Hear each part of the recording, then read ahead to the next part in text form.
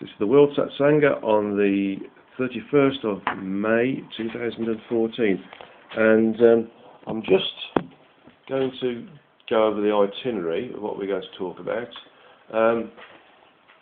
We've just let Skype stabilise, really good, and we want to talk about the Om, and a bit of history about the Om. Actually, strangely enough, Joe's got some questions about that as well, but that should come out of the information I'm going to talk about the Om.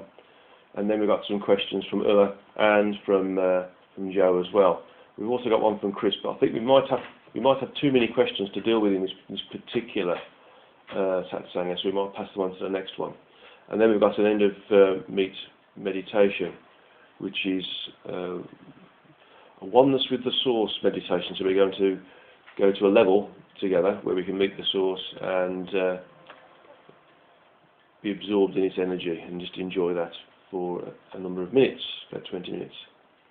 Okay, so we're going to talk about the Om now. The Om basically are the uncreated entities that are part of the structure of the origin itself. When the origin made the first experiments in trying to make its own self-awareness, its own understanding of self faster by creating the 12 origins, that failed, of course. It reused that energy and created a new strategy and created the 12 source entities. We know one of those source entities being our own source entity. But what happened is that the energies that were used in the original 12 origins experiment were reused and were put back, were sort of consolidated in creating the 12 source entities. But the thing is, this energy didn't mix very well. So the Om were created as a result of the energies that were used to create the 12 origins that were recycled to create the source entities and not mixing, and therefore creating the Om as fully sentient energetic beings, basically due to the intention for the source entity to become sentient, no purpose. But the Om are really like an uncreated bonus. The origin didn't intend to create them, so they can't be classified as creative based upon this, because their energies are basically in various states of dilution, simply because they didn't mix with this other energy that was used for the creating the source entities. Because of this, there's various different types of Om. There's the pure Om, there's the captive Om, which are within the energies of particular source entities, and the non-captive Om, which are outside of that. And then there's the hybrid Om, which are where there wasn't enough energy to create the separation of a being that was made purely of Om energy. They ended up being a mixture of source entity energy and Om energy. So when that happens, as a source entity, when it creates its own entities, will create an entity that is a very small percentage of Om energy and its own energy that is used and separated out to create those entities. So they are. The Om are entities that just came into beingness. They are true beingness, basically. So the Om came into beingness without the intention of a creator to give them beingness. Even though their energies were destined to become Om, they separated out in the creation of the source entities, and it separated out because it previously had purpose. It was previously designed to become an origin-based entity, one of the 12 origins. But because of that, it maintained its own individuality. Its energy that had purpose given through the Origin's intention to create sentient beings. As a result of that, they moved out of this the intention to be part of a source entity. They maintain their own individuality. So, if I explain it further, so the energies that were big enough, as it were, that grouped together, became these pure Om, and they are entities which move around the area of the volume or the area of self-awareness, or polyomniscient self-awareness, that is the current area that the sentience of the Origin exists within its own energies, which are vast, and it doesn't understand how big it is itself yet. So those entities, they exist within that area, and they will ultimately move out when in the vast and distant future the Origin's area of self-awareness gets expanded to the next level. But right now they exist within the energies that are within this area of self-awareness, and they can move around and move within and without the different source entities that are there. The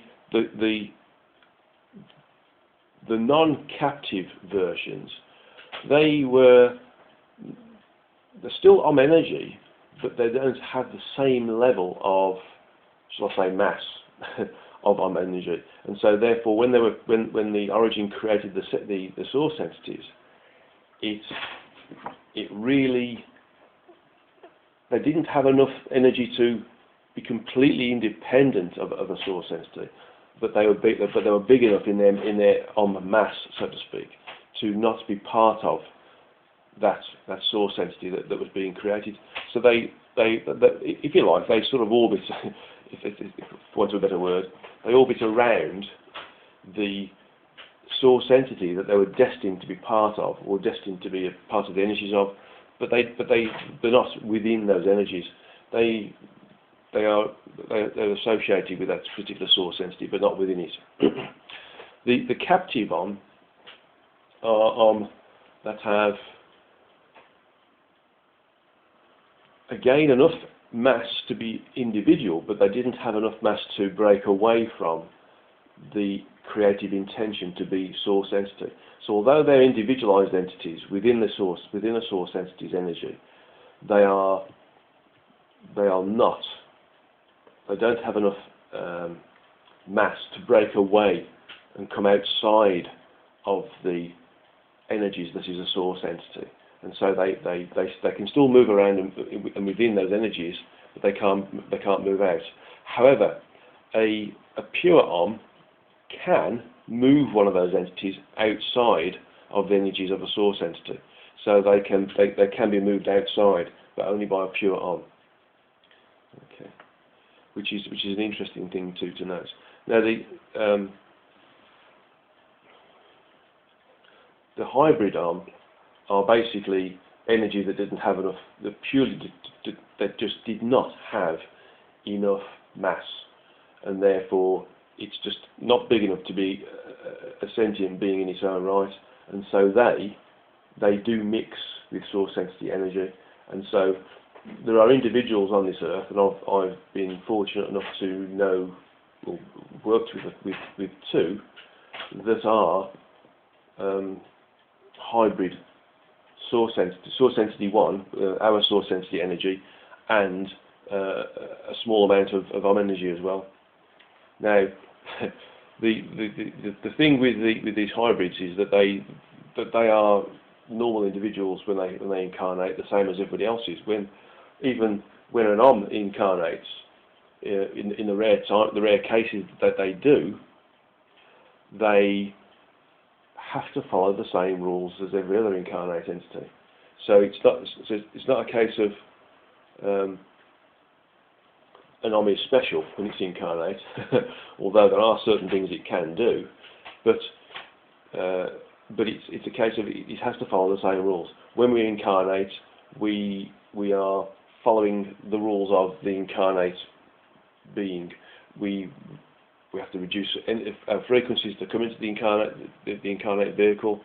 Same as everybody else, we all have to, as a result of the low frequencies, lose our memory of what we are and what we really are, because we're entering into a situation where we are, in essence, working with a lower frequency environment to help with our own evolution.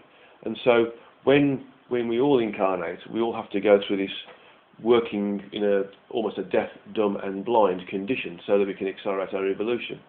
And that is no different depending upon whether you're Om or whether you're hybrid Om or captive Om or a non-captive Om. Now, which means basically that when we're incarnate, the playing field is level. There's no special aspect to somebody who is Om versus who is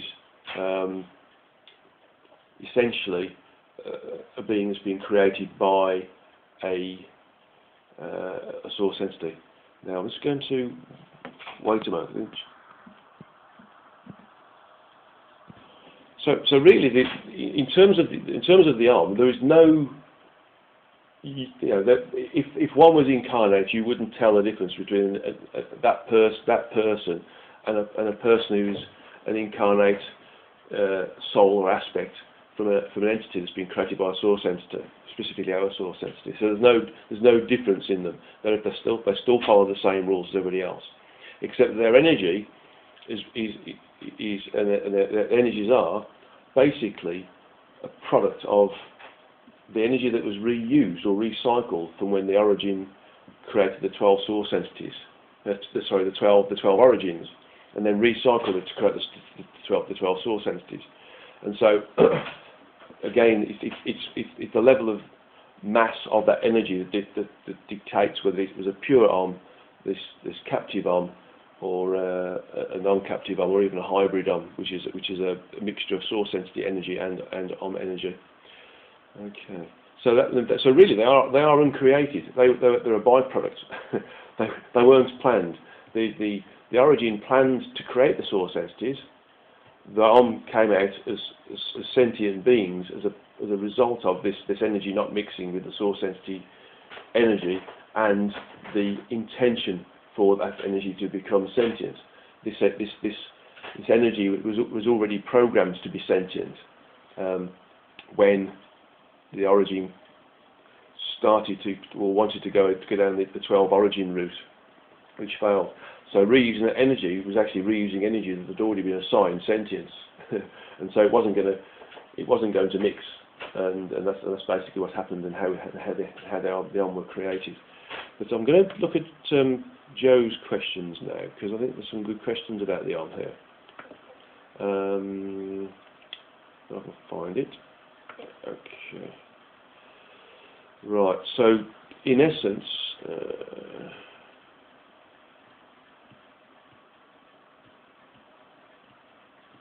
okay. Right. So, in essence, what Joe's saying, what you've not told is that those entities, meaning the Om, that were created first, when we were closest to our source entity, received a purity of energy that was not perpetuated during the remaining of the creativity process. Yes. In addition to this, at the end of the creativity process, our source entity was not paying the same level of attention as it did to the primary case of creativity. That's right. I think it's in the beyond the source book 2, as Joe says here. Our source entity was basically creating without paying attention, basically, and therefore we got the different types of entity that we have. Those energies that are what are classified as incarnate mankind and other entities. There were maintenance entities. There were the energies that we know as the animal entities, energies, and there's entities which are lower than that, which is plants and minerals and planets and those sorts of things. Yeah, galaxies. And so they are basically entities that were created by our source entity. But what Joe's saying here is the creation of the Om with their unique purity of energy.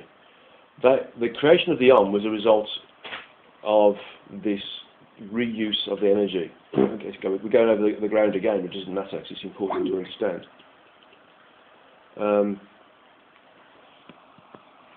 And it wasn't, so the Om weren't created by the source entities themselves, although the hybrid versions are. The Om was created by the sentient energy being used by the origin to try to create the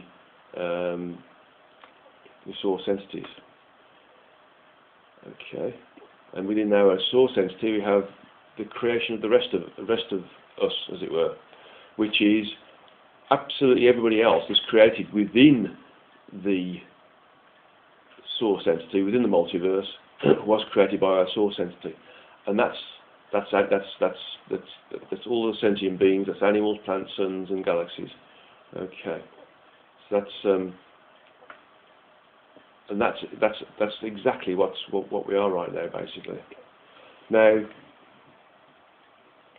in general, those entities that are created by a source entity can only exist within the energies assigned to them, and that includes a structure for evolution, which in our case, our source entity created a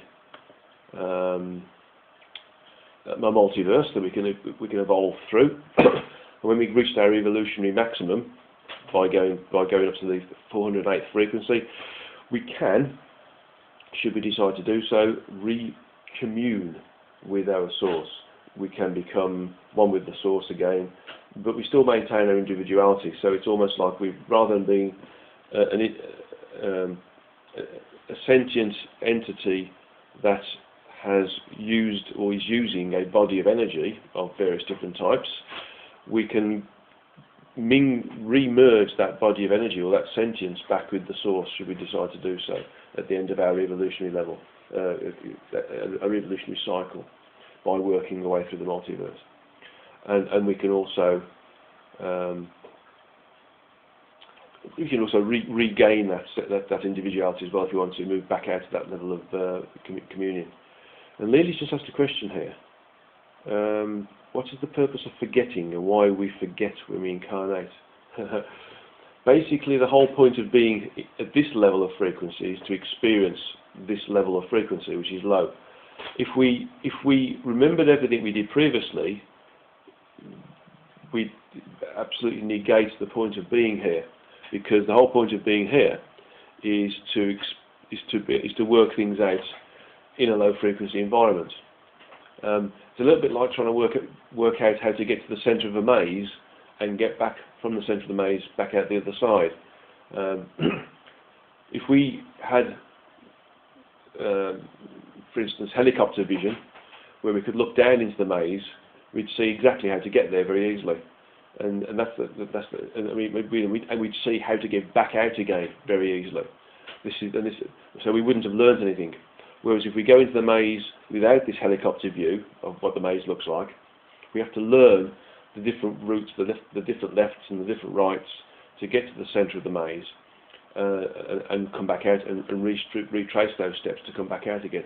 So in that instance, we've learned how to deal with that particular maze by understanding where we're going wrong, where we need to turn left, where we need to turn right, and recognising various different little, shall I say, navigation points within the maze where we can see there's a slight difference in the hedge, for instance, or the wall, and therefore we can start to use those navigation points as we move through the maze, and then we can start to understand the pattern of the maze and go to the centre of the maze and back again easily.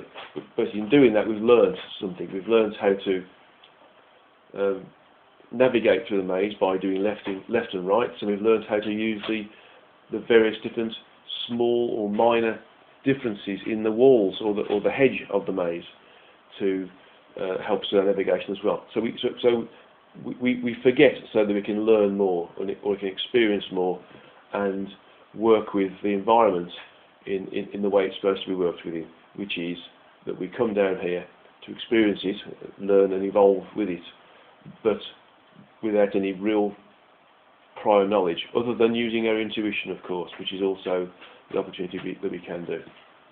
Okay, let's have a look at the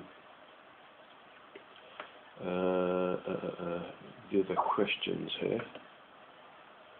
Okay. Let's have a look at the other questions from Ula. Okay. Right. Did that answer some of your questions for you, Joe? By the way, because there was quite a lot of information in your one email. Well, thank you. I must say the reception is so bad it's difficult to make out your words. Okay. Well, okay. So carry on, and I'll listen as best as I can. Okay. Just one moment.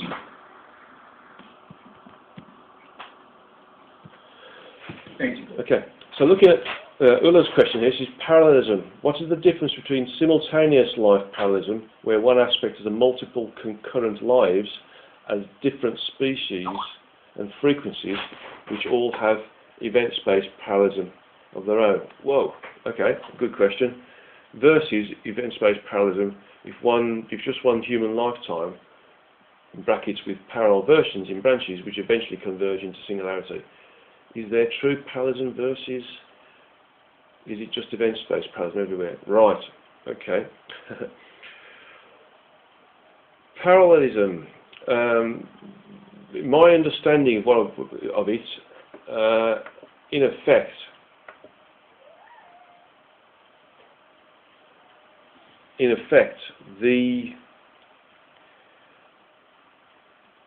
we exist within the multiverse, and we can put up to 12 aspects of ourselves into various parts of that multiverse to experience it in different ways. And clearly, our true energetic self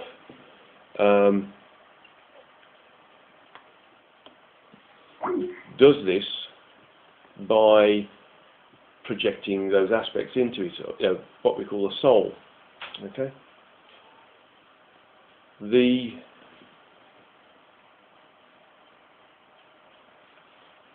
soul, or the aspect, can also project up to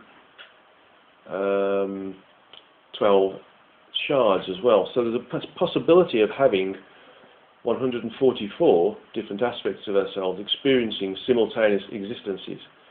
But because we are talking about the multiverse itself, these are simultaneous existences rather than parallel existences. They are individualized but static. Whereas a parallel condition is where we have a choice to make. And so that's when event space comes into it. And we in effect, create a new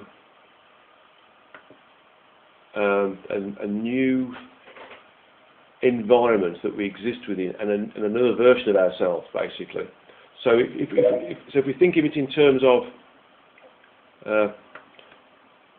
the universe is simultaneous, or the multiverse is simultaneous, because we do have a limitation as to how many parts of ourselves we can project into this particular multiverse, based upon the number of aspects we can project and the number of shards an aspect can project. And that total limitation being 144, so it's 12 times 12. The parallel condition can be any number, and there can be any number of event spaces, localized or group event spaces, created within any of those simultaneous environments, i.e. the simultaneous universes that are within the multiverse. So depending upon how many dualistic, trialistic or quadrilistic conditions we create, i.e. how many different choices we have to make, depends upon how many different parallel conditions we create as well, and how many different parallel conditions everybody else creates as well. So it's quite a lot of localized and group universes or environments are created by parallelism, by event space. So, as I said then on the second question, you said event space is used by entities to learn about cause and effects of things. Does that mean all karma is being created and resolved in event space parallelism, overseen by an aspect in a spherical or holistic way? Yes, basically. If we were creating more than one event space, and we are creating lots of them because we all have different choices to make, even now, some of us may have or could have had a choice of going out today, for instance, or seeing some friends, or maybe we're invited to a party or something. All of these different things come into play. All of the karma that's associated with those individualized event spaces that are created as a result of our duality or triality or quadruality, or how many different choices we have to make or could make, also results in karma in those areas as well. And all of this is being experienced concurrently. I'm going to use the word concurrent rather than simultaneous, by the true energetic self, because it's in a different energetic space, so it can experience all of it at the same time. So even though we experience only one environment, and we think this is the mainstream event space, which it might not be, of course. Our true self, our true energetic self, experiences it all concurrently. So, based upon that, it is possible for an individual to have, shall I say, as an aspect, let's give an example. Let's say 3,127 different event spaces associated with them, and therefore they're experiencing 3,127 different lives, or different types of life for a period of time until that all converges. So those 3,127 different versions of that particular aspect, or that particular soul, will be experiencing them in an individual sense without knowledge of the others. But the true energetic self would experience all of those 3,127 existences all at the same time, concurrently. Now the karmic link is only tied to those entities that are within the physical universe and not without it. So karma is only a function of the physical universe. It's not a function of the rest of the multiverse. Okay, so in essence, we only accrue karma through being in the physical universe, because the karma is really is attachment to or addiction to anything that's associated with the physical universe, and the addiction to is our desire to come back to it, or the need to come back to it to sort out various different things that we've accrued through working with other individuals who are also incarnate, like for instance experiencing something as a result of something we've done to others, for instance. And that's a very basic cause and effect structure of karma, as against being addicted to various different senses or desires or states of beingness within the physical universe. So the question 3 from Miller is the physical universe like one big event space, like a simulated holodeck with no hard structure really, since it will collapse when we all ascend to frequency band 13 and 14? Or the other? Well, it's not actually going to collapse, actually, and it's not. It's the physical of the universe isn't one big event space. It's a solid structure. It's a static part of the multiverse. It will still be there when we eventually, as incarnate individuals, no longer need to incarnate at that level, i.e. the frequencies associated with the physical universe, in all those different frequencies up to frequency level 12. So it'll still be there, it's just that we won't use it. It'll be pretty much closed off to us. It won't be necessary for us to use it at all. And so the dimensions won't collapse either. No, it's the structure of the multiverse stays there. Okay. So there's no collapsing of non-multiverse at all. The only time it could collapse is if the source entity decided to, shall I say, recreate it. And right now there's no thought of that in its sentience. Okay. So what happens to the lower energetic genre of our true energetic selves, like those? Right, we don't project ourselves into animals or plants. Okay. Oh, anyway, so was he saying what happens to the other? Oh, okay, what happens to the lower energetic genre of true energetic selves, like those that are projected as animals or plants, when the physical universe? Yeah, they will also go with it. They will also go with it. Because it's not a case of just us ascending; it's everything that does work with the physical universe will ascend as well. So it's a case of they will still be of their genre of energy. They will still be like animal energy or plant energy or galaxy energy or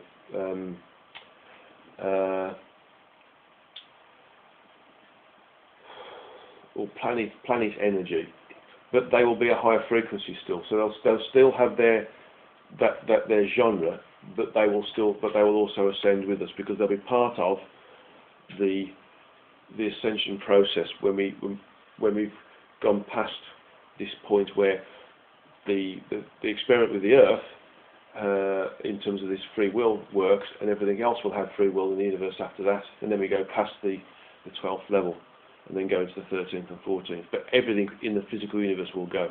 Everything that uses this will go.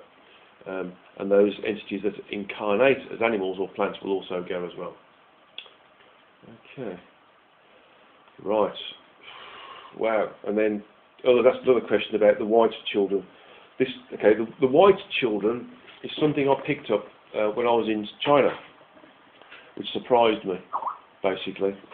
In essence, the white children are a new breed of children. I knew about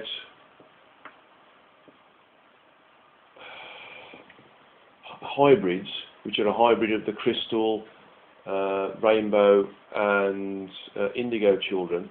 The hybrids have got the energy of all of those because they are more resilient and more robust, and therefore they're able to cope with the lower frequencies better, whilst also helping us to move our frequencies forwards as well. The white children are a really high frequency set of individuals, really high evolutionary level, and there's only going to be 12 of them, and they are going to be. I know of one, the one mother that I ended up doing a reading for in Beijing. Was a very pure individual herself. Everything about her was pure. It was amazing to see how the human form can adopt purity. It's absolutely amazing. And her role was to bring this white child into incarnation and to obviously look after it. And the whole point of the white children is that they are going to be, although they're not ascended masters, they will be of the same genre as ascended masters. They will be of the same energy as ascended masters. They will have the same level of input into the earth as ascended masters. Some of them won't be as active in terms of how they work with people. Some of them will be very passive. But they're going to be spread out basically throughout the world in what I can only describe as being geographically equal. So there won't be one particular landmass on the earth where there's going to be 2 or 3 or 4. They're going to be spread out over the world in a way that spaces them out evenly, so that they're going to be equally shared throughout the physical world. So basically, yeah, others just said, are they going to be silent ascension avatars that nobody knows about? They will be working with us, and some of them might well end up being spiritual leaders, without doubt. They will, but others won't be. It just depends upon how they want to work with us. It's up to them totally. Okay. So let's see if we can find out where we are. Okay.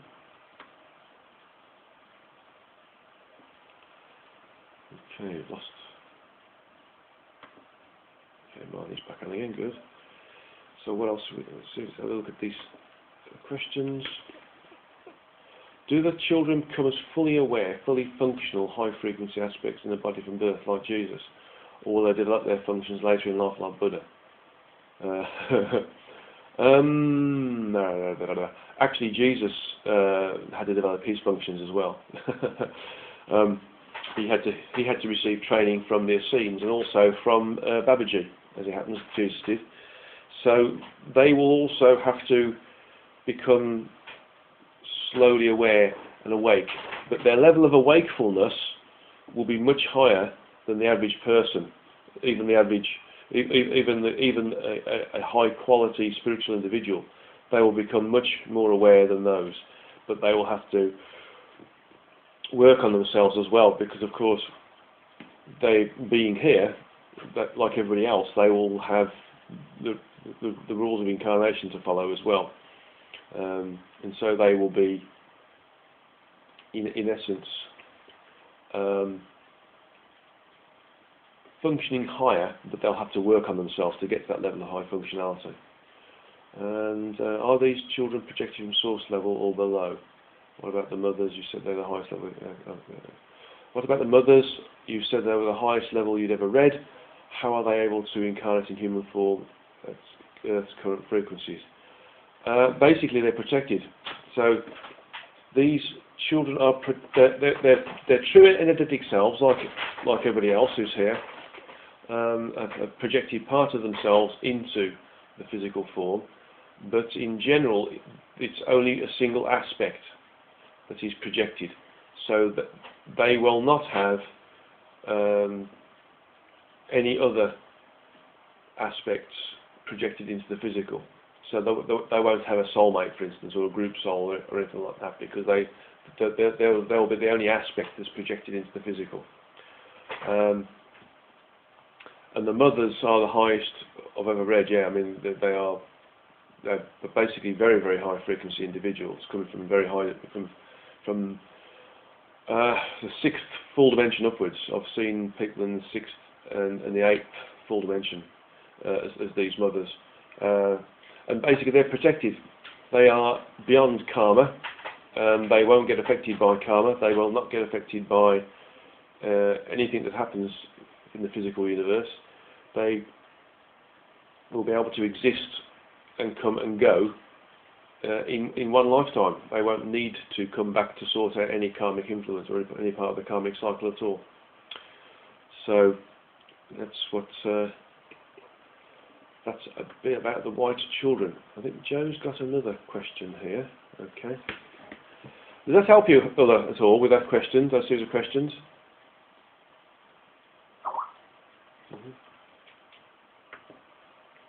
Okay.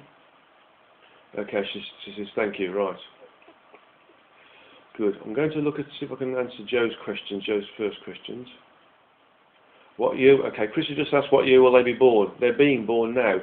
Over the next 50 years, actually. They're being born over 50 years. They're not being born all at the same time.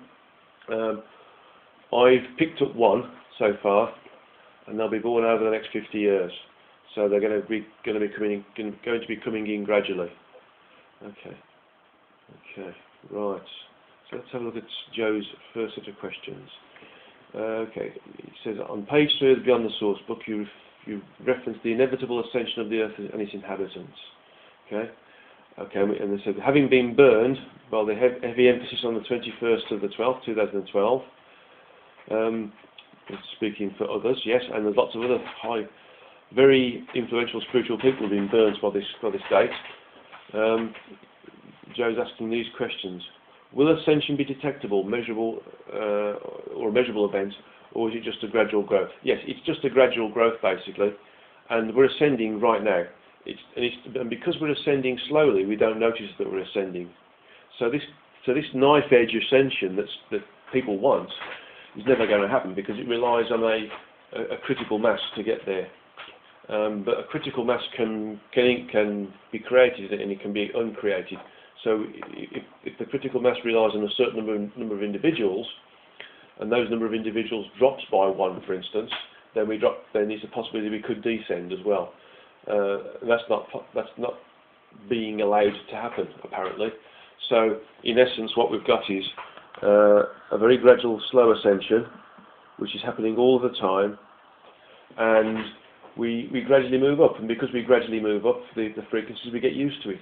And actually, there's lots of evidence that we are ascending. I mean, the use of technology coming through now is an indicator that we are ascending because we're getting access, or various different individuals are getting access to higher levels of information. Clearly, the human being doesn't invent anything. It's the true entity itself that passes information down, and those individuals who are in the sciences or the medical fields that are working on what they call gut instincts or intuition are actually tapping into their higher selves and picking information out that allows them to make these groundbreaking changes in technology and medical science. From the spiritual perspective, people who are already aware or spiritual, or are getting more levels of awareness, higher levels of awareness and higher levels of connectivity with their true selves and with the multiverse, of course. And those who weren't interested in spiritual subjects are starting to become interested in spiritual subjects. So this is more proof that we are in fact ascending, and because we're starting to get higher levels of information and we're starting to experience different things, and our levels of experience are increasing as well. Joe's second question is, will we see ascension in our lifetime, or is that not specific? Actually, we're experiencing it anyway, so we will always experience ascension to a certain level within our lifetime, but the sort of ascension that we are talking about getting to, we won't see it in our lifetime. No, it'll be beyond our lifetime. Well, certainly it'll be beyond 50 years, let's put it that way. So most of us won't be around in 50 years' time. So it's but the level of connectivity and ability that has been talked about as part of this ascension process that was supposed to happen on the 21st of the 12th won't happen for at least 50, 60 years yet. And Joe's saying now, before 2012, people were describing ascension as a conscious transformation into fourth or fifth density, with removal of those who didn't qualify to a planet the city. Is there a target density for our ascension, whether that is an event or a gradual process? Is there a target? Yeah, well, the target is that we move up to the 12th frequency, basically, eventually, and so does the universe, the physical universe. And when we've got to that, or should I say, when we've got to be able to, when we are exposed or working with the frequencies associated with the 12th frequency band within the physical universe, because of course the physical universe has 12 frequencies associated with it, we will have removed the need, pretty much, for incarnating at that level, and then we'll move into the 13th and the 14th frequencies. Now they're still fine, they're still low enough to allow some form of physicality, albeit from our perspective pretty much energetic actually. But it is still just about, those levels are just about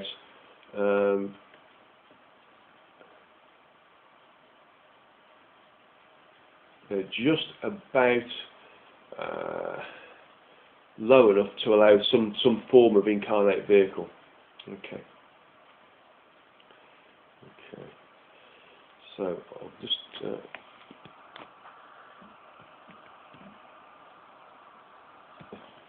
so there was one final question here from okay, from Chris, if I can get into it, and then we're going to start the meditation. Okay. And Chris asked, what is crystal music and how does it work? Ooh, I don't know. Let's ask the question.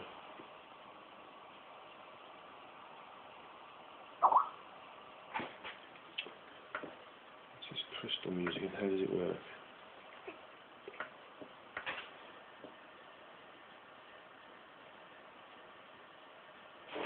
Okay.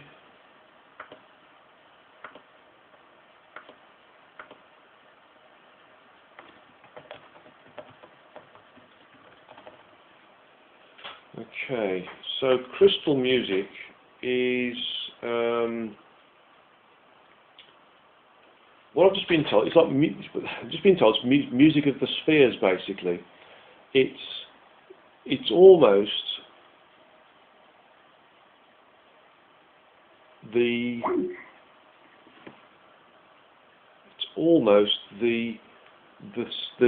sound or the resonant frequency of sentience. That's what I've just been told. It's like it's like the noise or the sound, if you had to have a sound that you would get if you were hearing sentience. That's it, Chris. Basically, that's what crystal music is. Okay. Do I use it in songs? You use your sentience, yes. So you would use it. You would use it in songs, yes. Everything we do, we use our sentience. And so, if we were able to tune into the sound of sentience, for instance,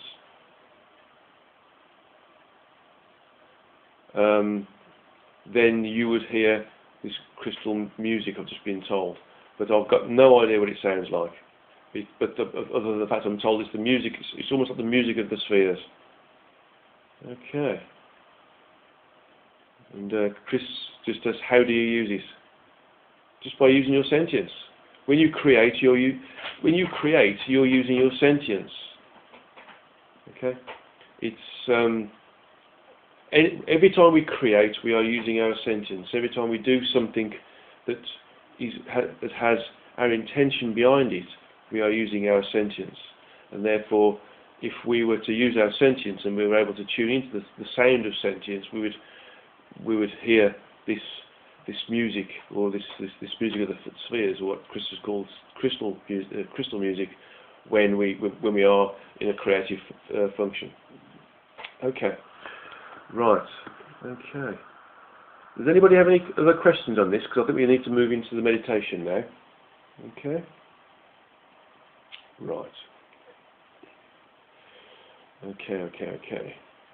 So what we're going to do now is what we're going to do now is we're all going to get together and we're going to go to the level 100 that we use in the traversing the frequencies, and from there we're going to sit and be absorbed by source entity energy. So I want you to all sit as comfortable as possible. So we'll sit straight. Okay. Feet flat on the ground. Your open hands, palms up on your thighs. Just on the upper part of your thighs, where the thighs meet the lower part of the body. Okay.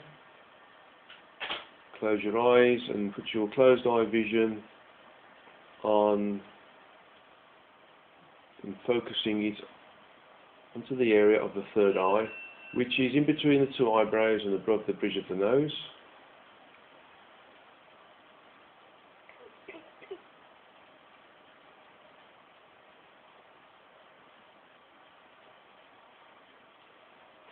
And I want you to visualize or use your mentally spoken word that you're in a white corridor, where we always go when we do our meditations together. And there's no doors on this white corridor, but right at the end of the white corridor, which is about 30 or 40 meters away, there is a single white door. There's a single white door. So walk down this white corridor and get to the door.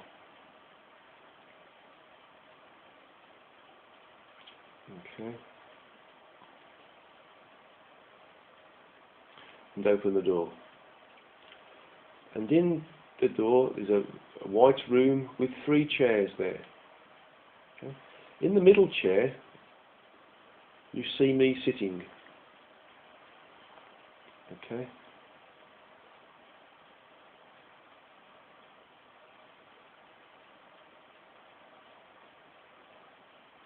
And you can sit on the left-hand chair or the right-hand chair.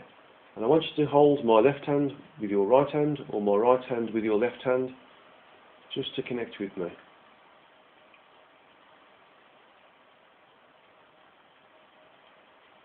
Okay.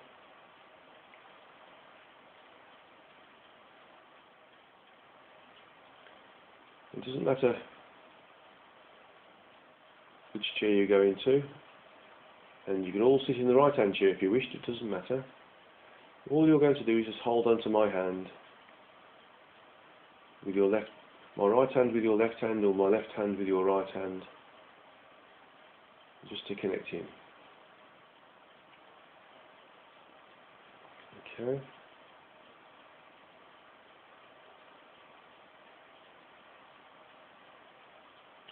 Then I want you to imagine that we create a circle with the other people that are there. So if you're on my right hand side or my left hand side, it doesn't matter, but around us you see this circle of people where we're all holding hands together. So with your free hand, just imagine that you're holding hands with one of the members, with Ulla, or Yvonne, or Mo, or Jeremy, or Lily, or Chris, or John, or Joe, or Marnie, or Alan. And just imagine that you're holding hands with any one of those, but you're also holding hands with me as well. And so we create this circle.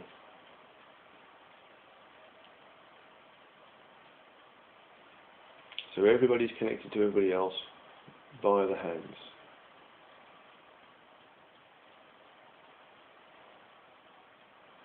Okay.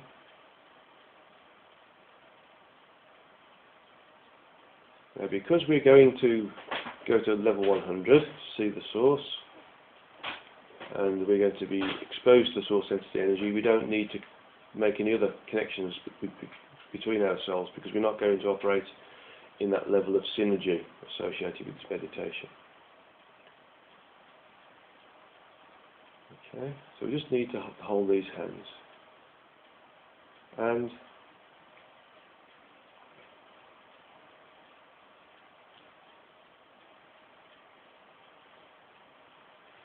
okay.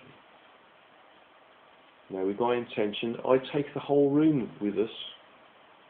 Okay, the walls go slightly from opaque to transparent, but this transparent walls and floor and roof come with us up the frequencies. We rise up the frequencies past the first, the second, past the 5th, past the 10th, past the 20th and the 30th and the 40th and the 50th frequency, and we keep rising up, our room being almost like a lift, but a transparent lift, past the 60th and the 70th and the 80th and the 90th, slowing down to 95 and 96 and 97, 98, and slowing down even more, 99, and finishing on 100.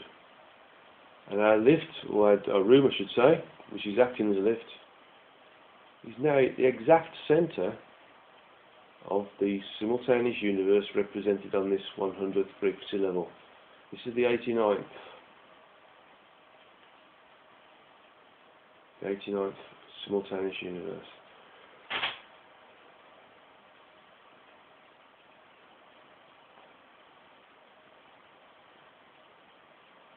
And we've just used this 100th level because we've got some level 2 students here, and we've also got some level 3 students, but it allows everybody to go as well. Okay. Including those who haven't done the workshops yet. And in the distance we see this vortex of energy, this tube of energy, which is rotating and pulsating and irradiating golden and silver and white energy coming down towards us.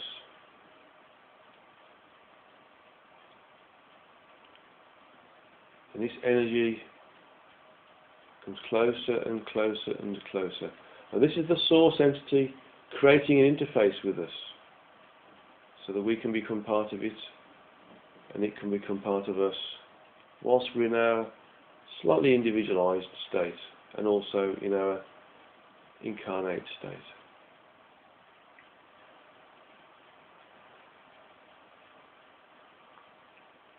So this vortex gets closer and closer and closer until all of a sudden it engulfs us.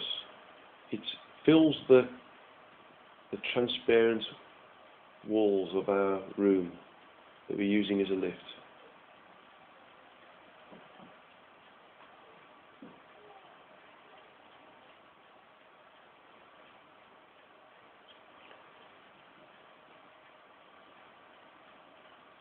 This energy, this white, silvery, goldy energy starts to permeate through us. It starts to mix with us, filling the gaps, the voids in between the atomic structure of our physical vehicle. In between the quarks and the 6 levels of physicality below the quarks, down to the anu.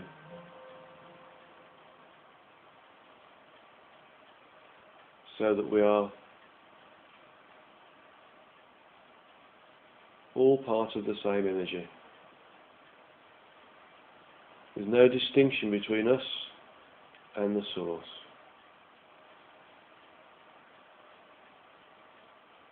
We are entering into full communion with the source because there is no differentiation between what we are and what is the source.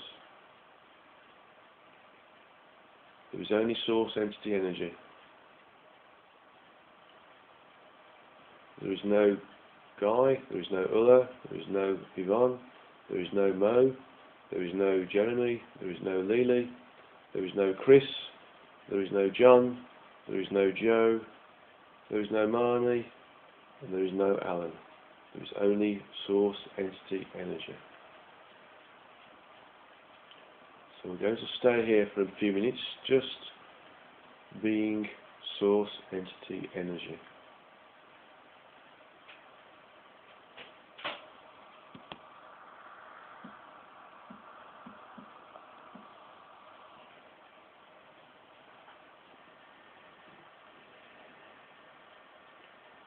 Just let yourself be nothing but source entity.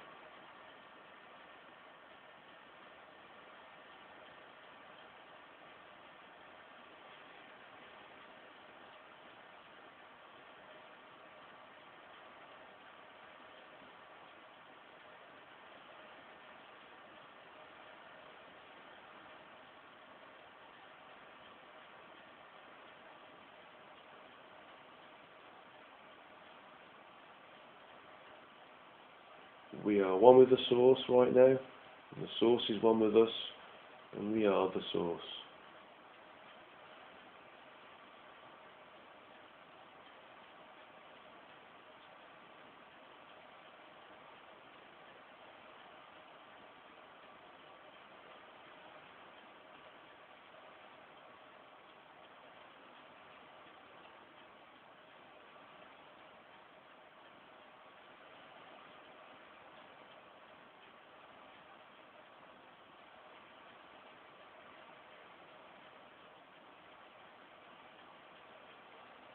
Just allow yourself to be this silvery white, golden energy. Just experience this wonderful state of bliss and beingness.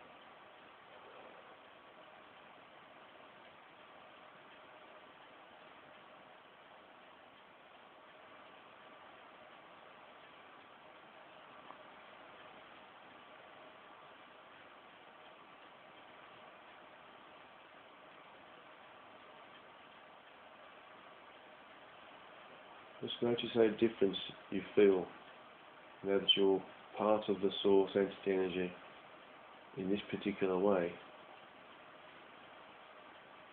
in comparison to how you feel when you're,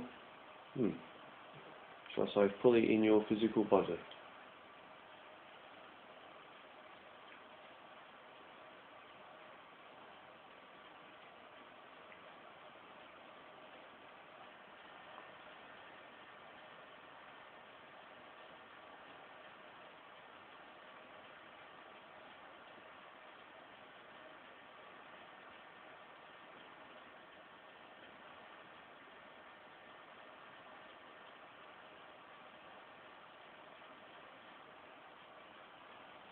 And just stay here for 2 more minutes.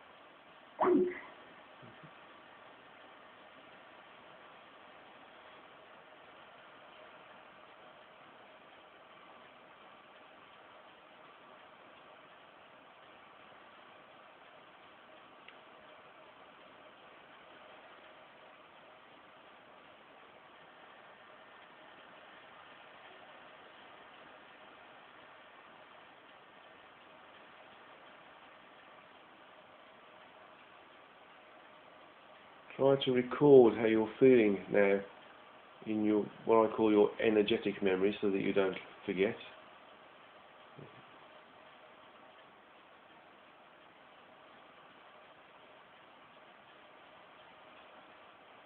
Remember how you feel in this state.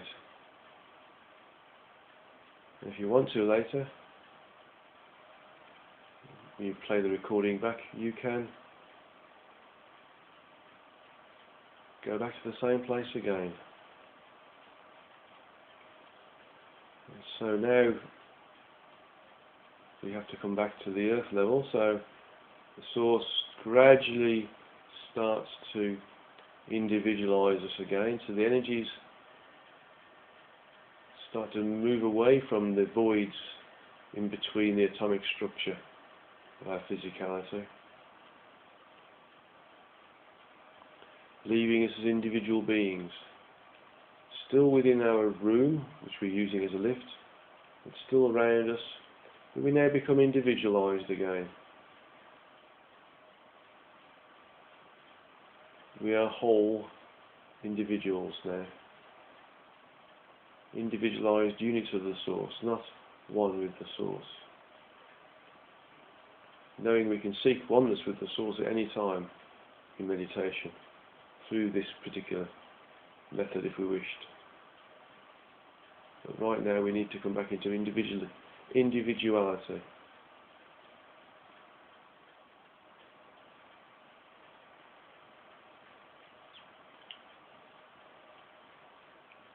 And so the energies now start to withdraw totally from us, and we are back as our individual selves. And the energy withdraws from the room, and we're left in our room with these transparent walls and the of the universal environment is represented by this 100th frequency level. And so this white vortex of energy, white and gold and silver, pulsating and rotating iridescent energy, moves away, gradually gets further and further and further away in the distance.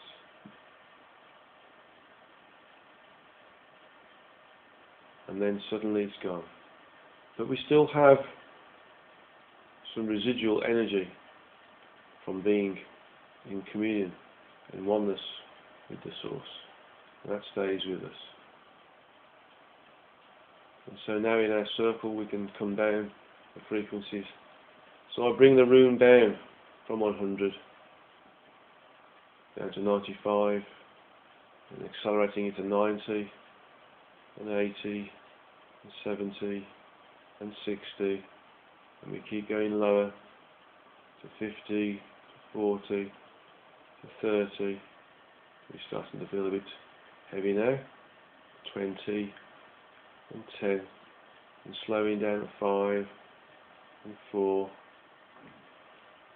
and 3, and 2, slowing down even more to 1, and coming to an almost full standstill, and then a total standstill at 0.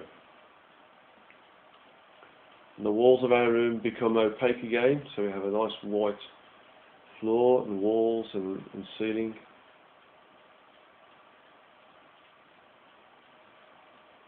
And we imagine ourselves letting go of the hand of the person we are connecting with our left hand, if you're taking my left hand with your right hand, or your right hand if you're taking my right hand with your left hand. And you find yourself just sitting next to me now, with the circle broken. And so now you can let go of my right hand if you're using your left hand, or my left hand if you're using my right hand, and stand up from your chair and move to the doorway.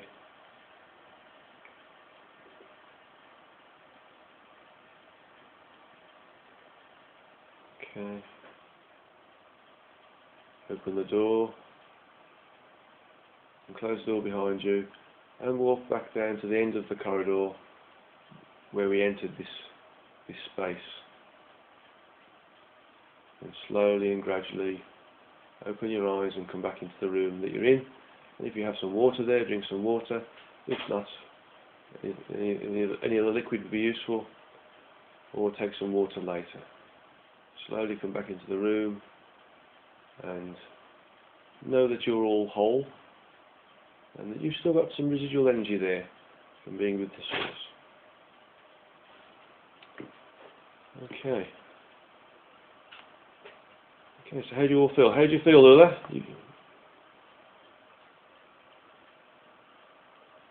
Okay, Chris feels peaceful. I'm great. Good, great, good. Yvonne, how do you feel? Good. Good. Lily's talking away. Good. Great. Feel great. Thank you. Good. Mo and Jeremy, how do you feel? Okay. Ulla said she feels great, like a clade with no borders. Fantastic. Okay. Okay. Chris is okay. John, how do you feel? You okay? I feel great, guys. I feel very expanded, and the energy is very even. Excellent. Well done. Joe, how are you? I'm fine, thanks. Good. Excellent. Marnie? I'm good. A little lightheaded. Good. Okay. Normal. Okay. Good. Alan, how are you? Oh, thank you, Guy. Little Stacy, lightheaded like Barney said. Yeah. Yes, it's nice. It's nice though, isn't it, when it happens? Mo, how are you? Yeah, lovely. Lovely. And Jeremy? Jeremy, okay? Lightheaded and cold, but yeah, very good. Yeah, fantastic. Okay. Well, thank you very much, everybody. It was very, very good to do that, and very nice to do it. And thank you for your questions. And again, if you think I didn't answer them to your satisfaction, you can send me some additional questions, and I'll look at them and make a recording if necessary, and send it out to the group for everybody to work with. And I'll let you all go now, and we'll meet again next time. Actually, the next time is going to be a bit of a skip because I'm in the States in 2 weeks' time, so it's going to be a little bit difficult to get a Satsanga on there. So I'm going to do it on the 14th of July instead. So it's not going to skip a month as such, although we'll bring in the July one earlier and basically pushing the June one into July. July 14th is a Monday. July 14th. In that case, really? Okay. Right. It will be Saturday the 12th then, won't it? 12th. It'll be the 12th. Thank you, Joe. I'm glad you spotted that. Let's have a look at my calendar. I'll put it in there. So it'll be July the 12th. I'll send out...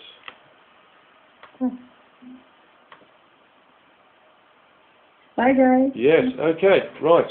12th then. Okay. Bye, guys. Thank you. Okay, bye everybody. Thank you very much for dialing in, and I'll send Bye, you... guys. Yes, bye. Bye-bye.